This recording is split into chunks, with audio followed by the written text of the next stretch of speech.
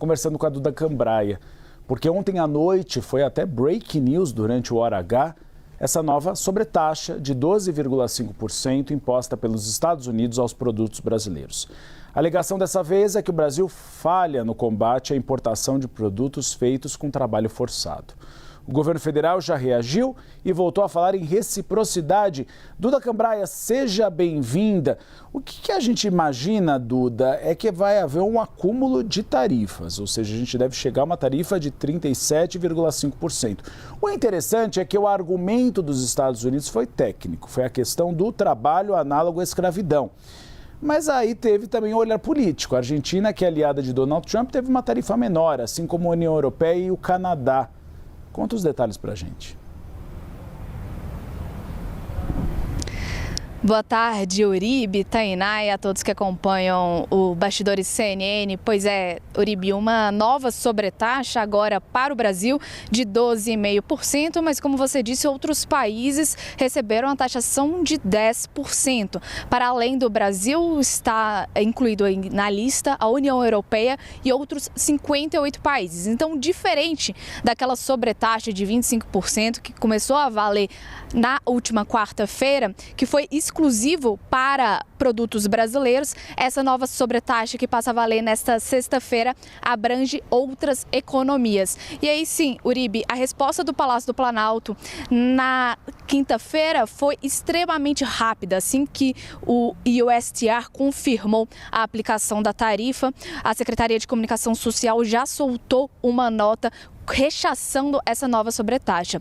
Essa tarifa de 12,5% já estava precificada aqui nos bastidores do Palácio do Planalto. Auxiliares do presidente Lula nunca esperavam que essa aplicação não fosse imposta, diferente da taxação de 25%, que inicialmente havia a esperança de conseguir negociar, mas depois ao longo das negociações, o governo voltou atrás e já entendeu que as duas taxas seriam iminentes. E aí sim, Uribe, nessa nota do governo federal, publicada logo que o STR confirmou a aplicação da tarifa, o governo brasileiro fala, inclusive, em manipulação por parte dos Estados Unidos.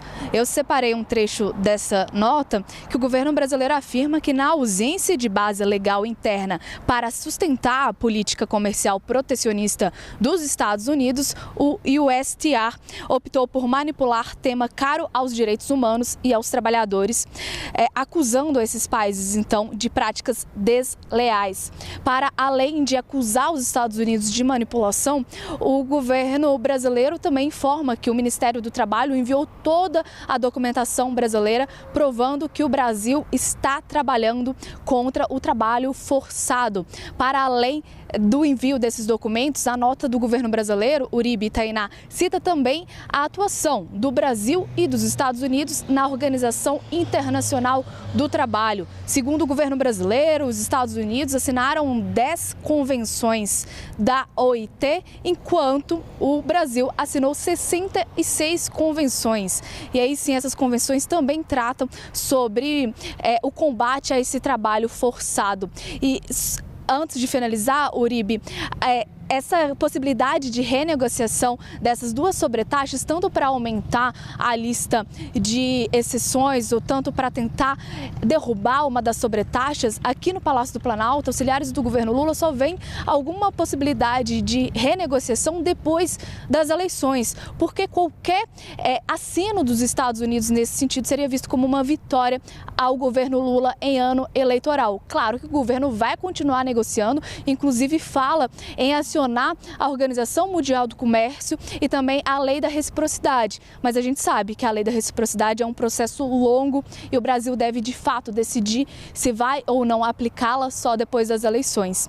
Logo depois da postagem dessa nota pela Presidência da República, quem falou à imprensa foi o ministro Márcio Elias Rosa, do Ministério de Desenvolvimento, Indústria, Comércio e Serviços. A gente separou um trechinho dessa fala. Vamos acompanhar? O Brasil, no momento certo, a partir da orientação do presidente Lula, vai fazer valer esse instrumento legal de proteção da sociedade brasileira, de proteção do Brasil. Mas vai também, como disse o presidente Lula, e ele orienta nesse sentido, continuar negociando para quê?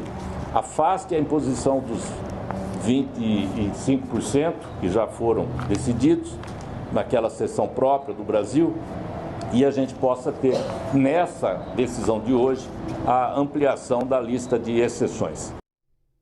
Bom, é aquilo que a gente já vinha falando. O Brasil não vai tirar essa carta da manga agora. Está usando a reciprocidade como uma ameaça para fazer frente ao tarifácio, mas não usou até aqui, não vai usar. Está dizendo que só depois da eleição há uma possibilidade, porque está apostando que pode haver uma mudança de postura dos Estados Unidos depois da eleição, de negociar melhor com o Brasil. Mas os setores não querem, então a reciprocidade ela está sendo usada, Bel, vamos entrar aqui como um instrumento mesmo de pressão sobre os Estados Unidos e, claro, não tem outro discurso para o Brasil adotar que não seja o de que vai continuar negociando, mesmo a gente sabendo que não tem negociação aberta até outubro.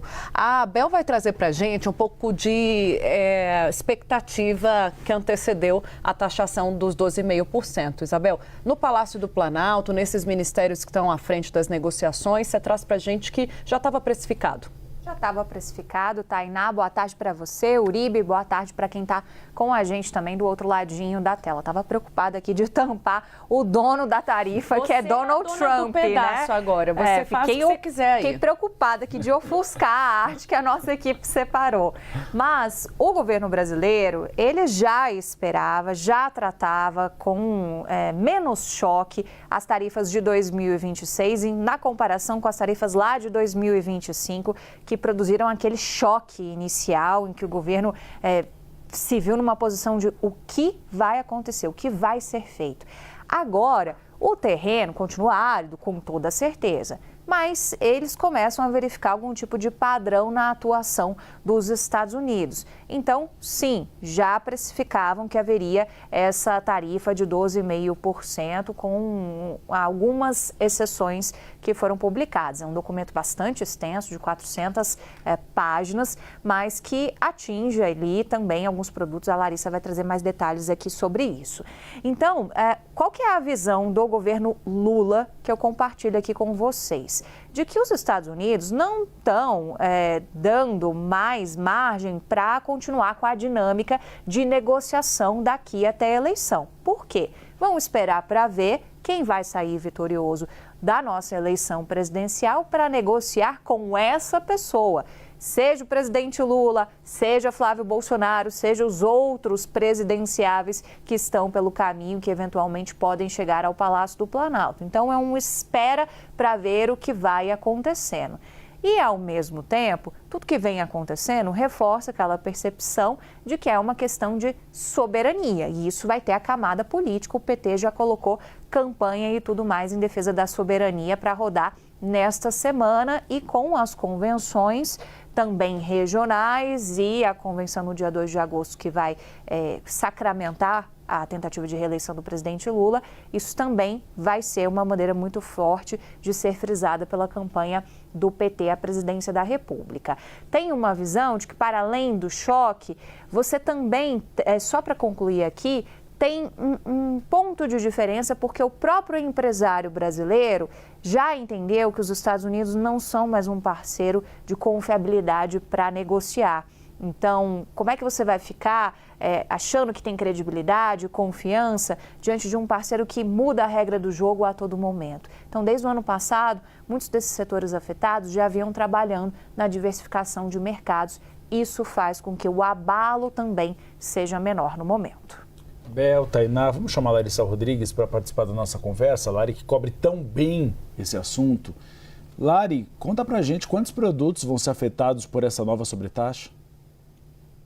Tudo bem, Uribe, Tainá, Bel, boa tarde para vocês, para quem acompanha a gente. Vamos lá, vários cálculos estão sendo feitos, incluindo aqueles produtos que já seriam atingidos pela taxação de 25% e agora outros produtos que talvez não entraram naquela taxação por conta da lista de exceções, mas agora serão sobretaxados nessa nova taxação. Desculpa.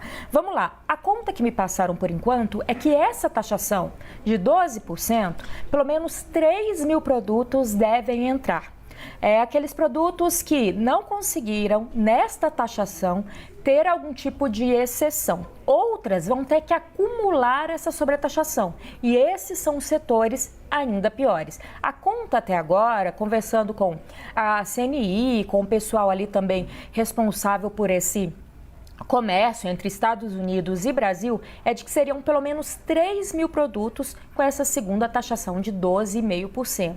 Nos cálculos, da balança comercial do Brasil, entrariam ali, eles estão calculando cerca de 12 bilhões a 13 bilhões de dólares, e aí isso fica muito maior, de produtos e de prejuízos nessas negociações.